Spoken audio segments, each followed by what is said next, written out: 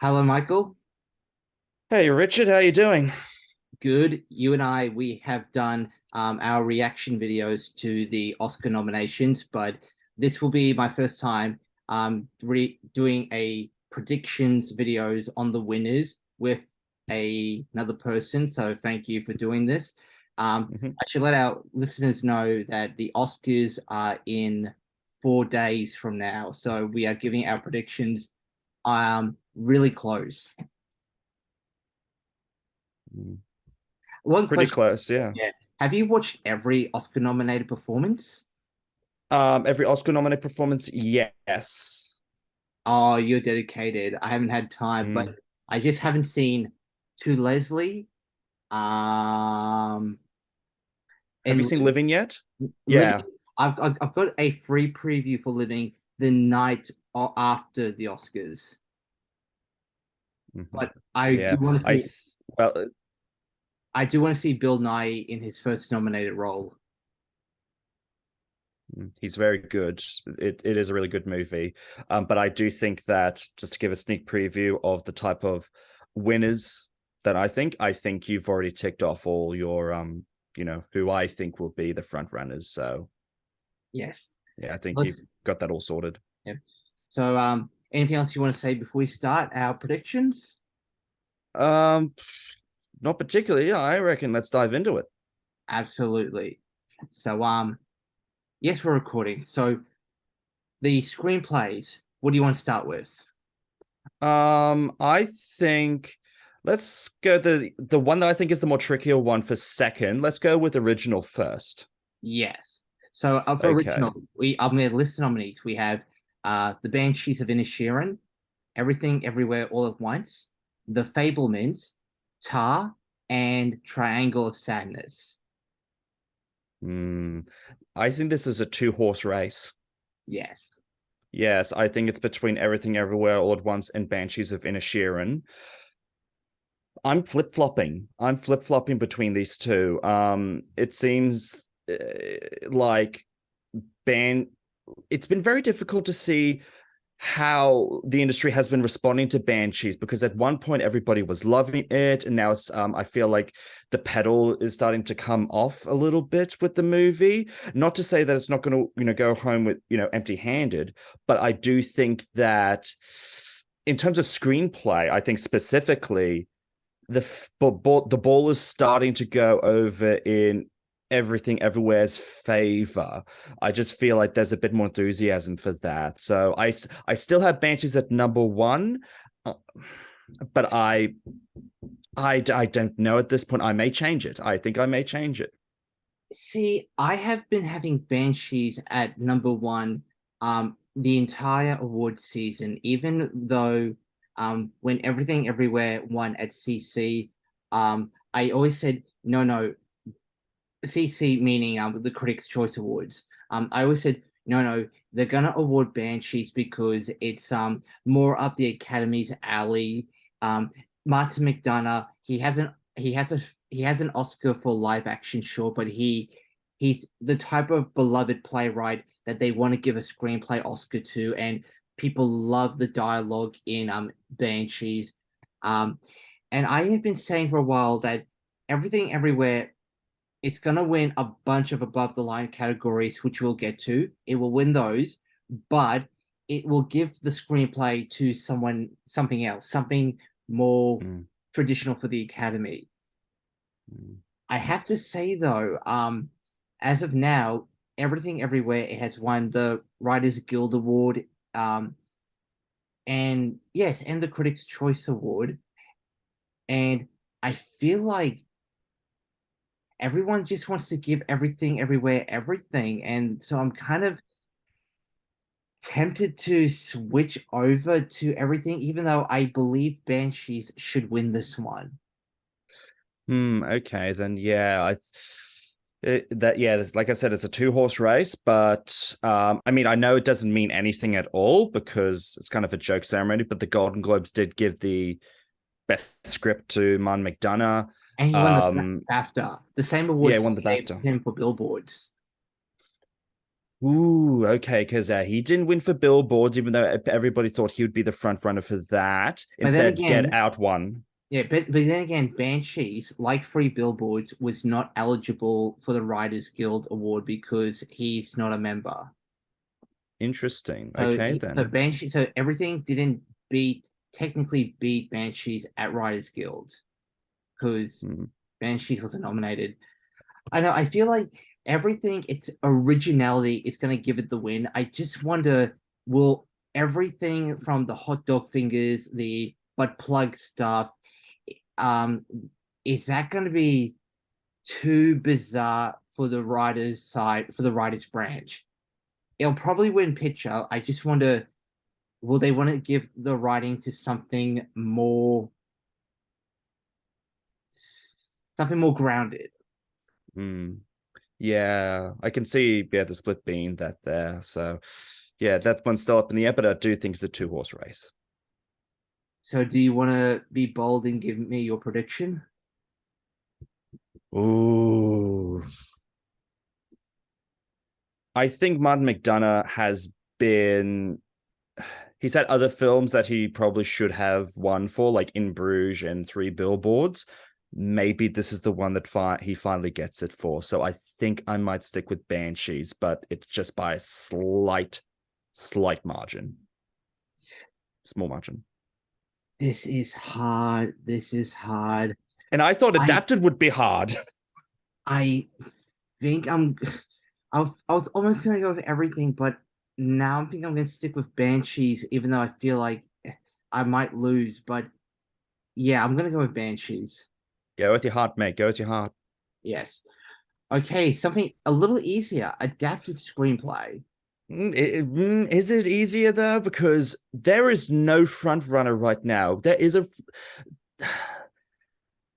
it's the one that we think is the front runner is only nominated for one other thing, Yes. and yeah, and I imagine it's women talking, right? Yes. Yes, that's still my number one. But there is an argument to be made for some other nominees here. Okay, well, we'll break down those other nominees. So as of now, Women Talking's only threat for adapted screenplay is All Quiet on the Western Front, which won the BAFTA. Um, I don't.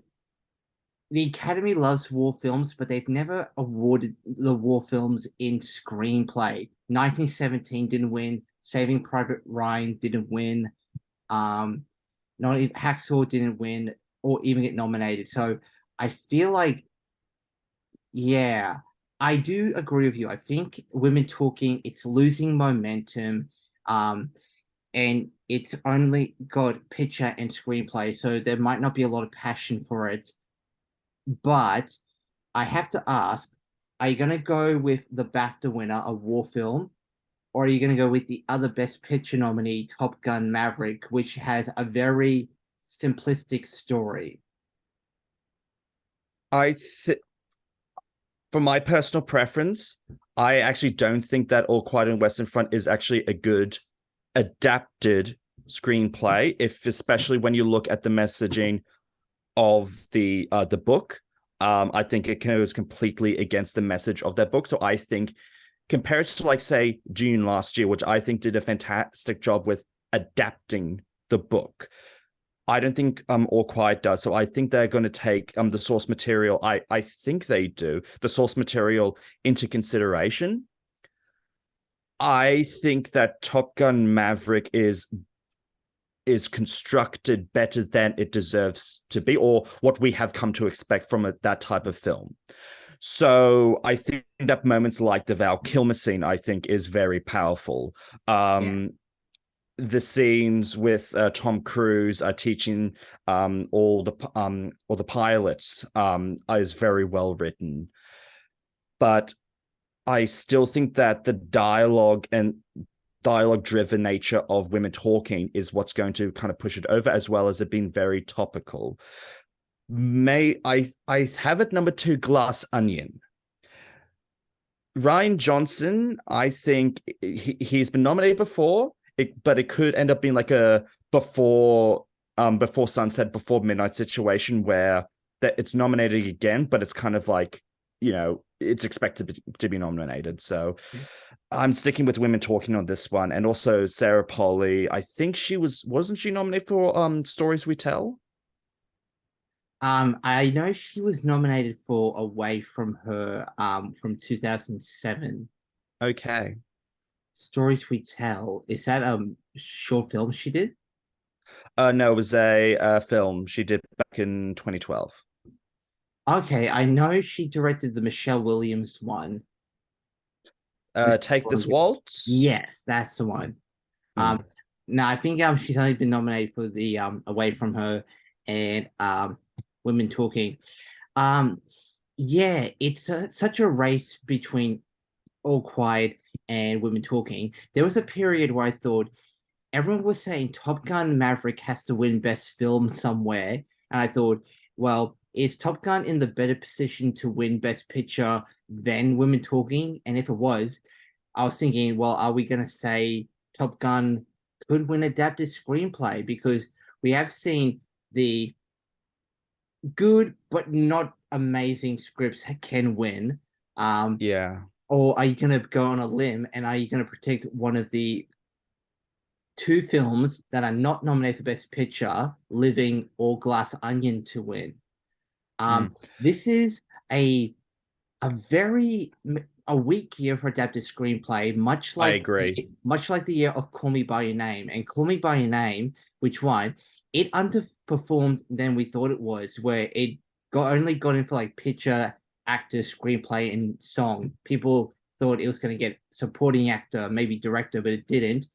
But It it's did get still Best Actor. It did get Best it did, Actor. yeah, and it's still won in what was relatively a weak screenplay year.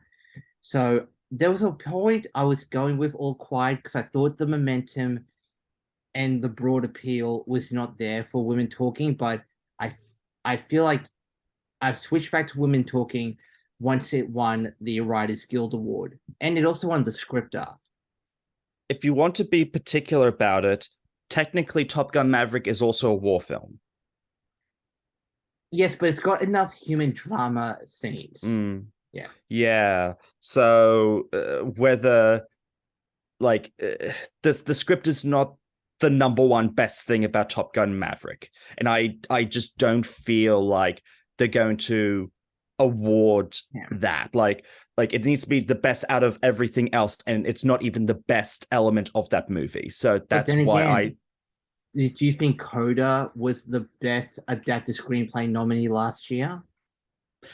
My opinion on Coda is very different to everybody else's. I don't know what the pulse on that movie is now, but obviously they thought that it was better out of Dune, Drive My Car. Once again, it was a week. Oh no, no, I was thinking back to 2020. Yeah, no, it was a week. It was a week adapted screenplay, similar to this year. So yeah, I still think it's going for Women Talking. Yeah, because Women Talking, it was probably a feat of adaptation. Mm, So yeah. we're both going with Women Talking. Mm-hmm. Okay, Uh, move on to acting. Or yes. did you want to say something? No, no. Okay, so what do you want to do? Supporting actor? Yeah, it's Ki Hu Kwan. Next category.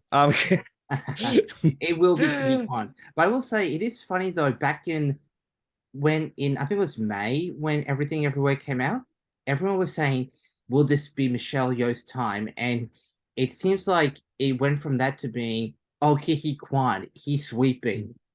And man, what a Yeah. comeback. And I'm I glad, mean, look, I'm glad Barry Keoghan got that moment at BAFTA. He's actually my personal winner in this category, but it's Kiki Kwan. He had a big, flashy role in that movie. what if it ends up being a similar situation to Sylvester Stallone and Creed, where it ends up being Mark Rylance? Who else could like disrupt this momentum? See, Sylvester Stallone, he was the only nominee in his movie. Kiki Kwan, he is in a film with 11 nominations. And Stallone, Stallone missed out on nominations at SAG and BAFTA. Kihi Kwan Okay. has been nominated everywhere. He's won everything except the BAFTA, but he has been the critics' favorite in the Critics' Awards. Um, it's his to lose. So yeah, Yeah. I would not compare it to the Sylvester Stallone situation. Um, yeah, it's Kiki's all the way. It is. I'm just being devil's advocate here, but it is his all the way here. Like I'm just imagining a scenario with I don't know Judd Hirsch running away with it, but that's not going to happen.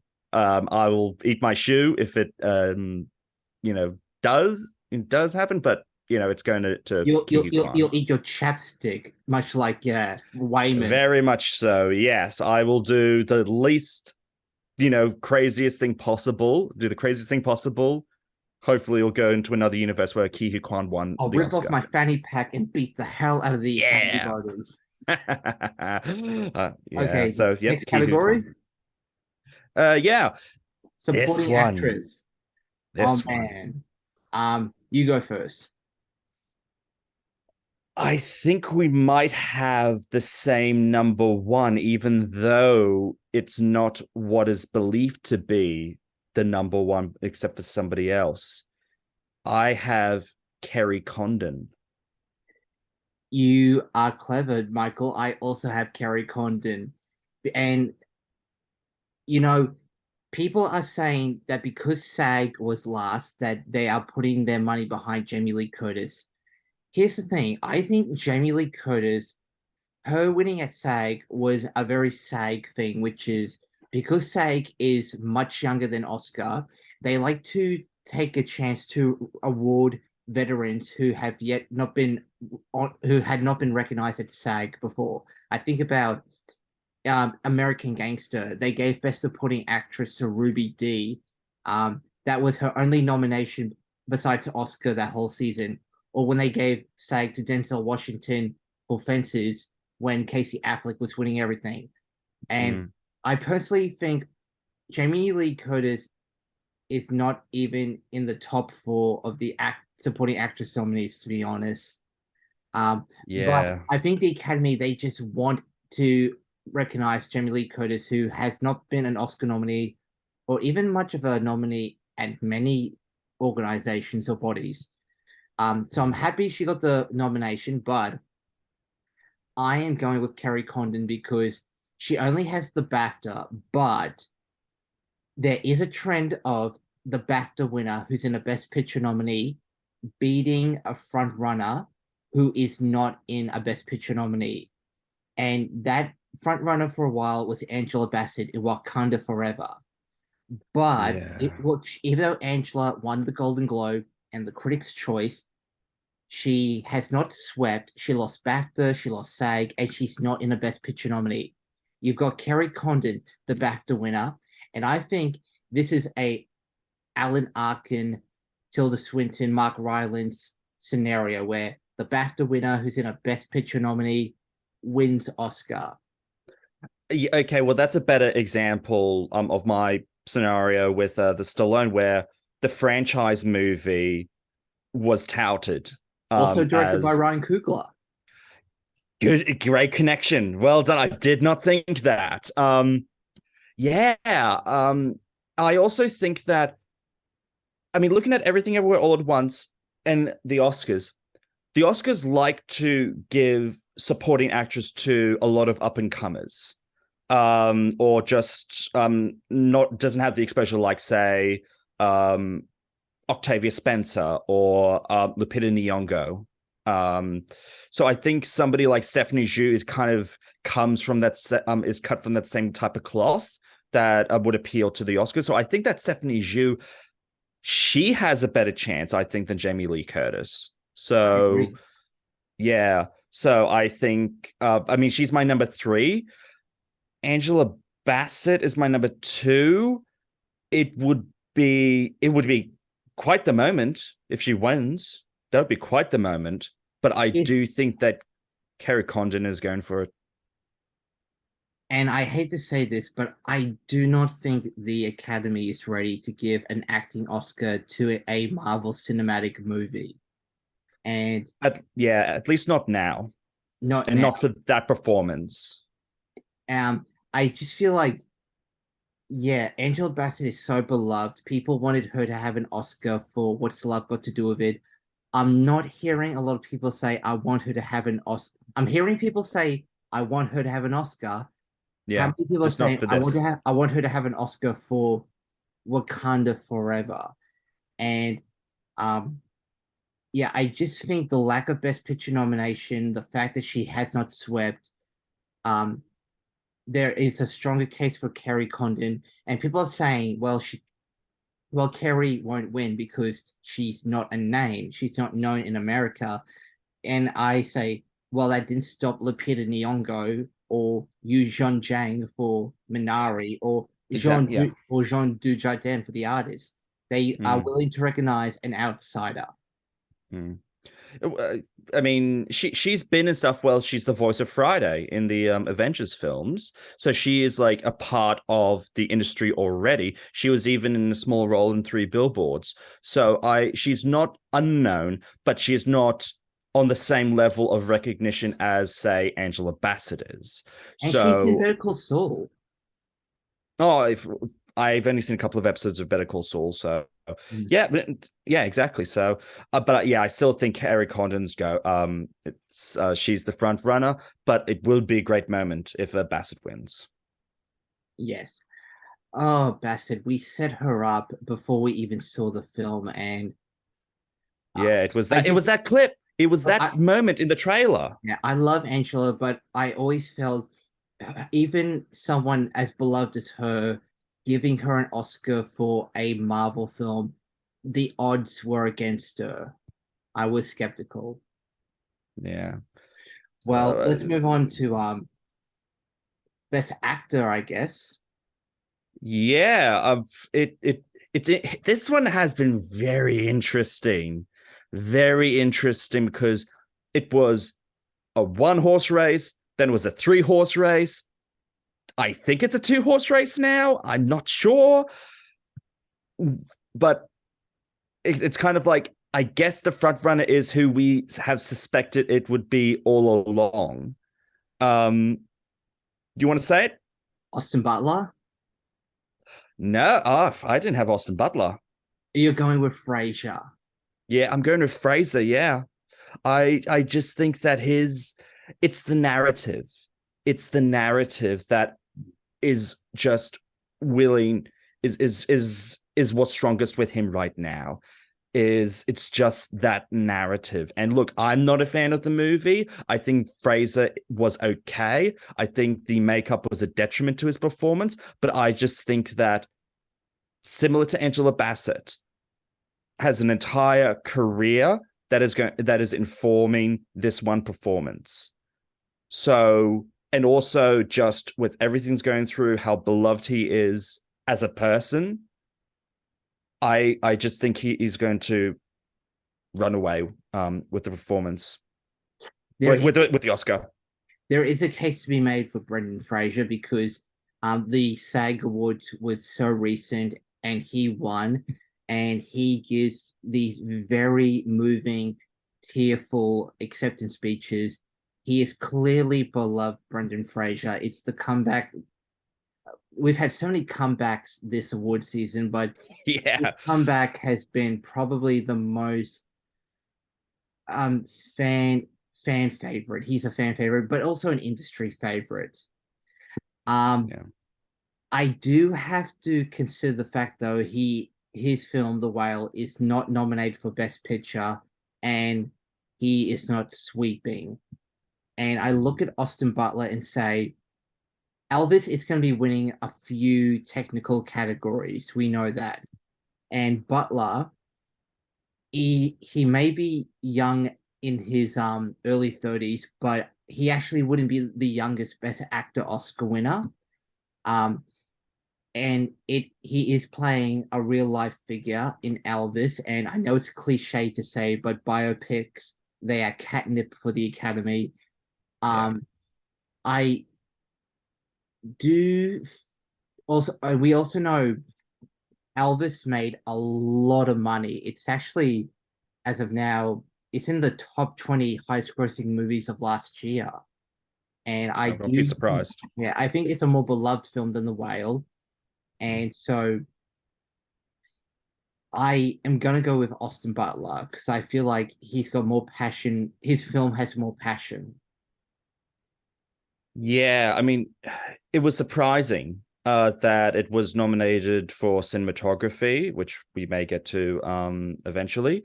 Um, but there is a case for Butler winning. I mean, it could be another Rami Malek winning for Bohemian Rhapsody. It could be very similar to that. But I just feel like the narrative will be what wins this award. I think there's just so much riding on Fraser. And he's been humble. He's been very humble along the award circuit here about every award he's been winning. And I think I saw him on oh, who was it? Come on, Private Parts. What's his name? Howard Stern. Howard Stern. Yes, thank you. Howard Stern. He was on Howard Stern, and he was asked, like, if you do win, like, have you got your speech written? He's just like, look, I will need to have my speech written because there is a lot of people that I need to thank. So he is just so humble. But Austin Butler, very good case. And also another thing is that you hear from a lot of other actors that you don't see Austin Butler acting. Like, it's one of the very few performances you see where he just inhabits. It's not showy. It's not like, it's not him doing an impression of Elvis. He is just inhabiting Elvis. So I could see that happening. When you can, But I think Fraser goes. if you can outact Tom Hanks in a scene, you're definitely a favorite for the Oscar. If Brendan Fraser wins, he will be the first Best Actor winner who is not in a Best Picture nominee since Jeff Bridges in Crazy Heart in 2009. Yeah. Okay, then. Yeah, but I think Bridges that year, every other actor in his category was either from a Best Picture nominee but did not win anything all season. That was a weak year for actors. I mean, Colin Firth in a single woman. I think Woody Harrelson for The Messenger. That was a weak year. George Clooney up in the air, Morgan Freeman in Invictus. It was a weak year. Jeremy Renner was in the Best Picture winner, and he didn't get anything. He was nominated for Best Actor, right? Yeah, and he Yeah. didn't win anything all season. But I think Jeff Bridges he had the overdue narrative, and he was a previous nominee, unlike Brendan Fraser. Yeah, you're going with Brendan Fraser. I'm sticking with Austin Butler. Okay, then.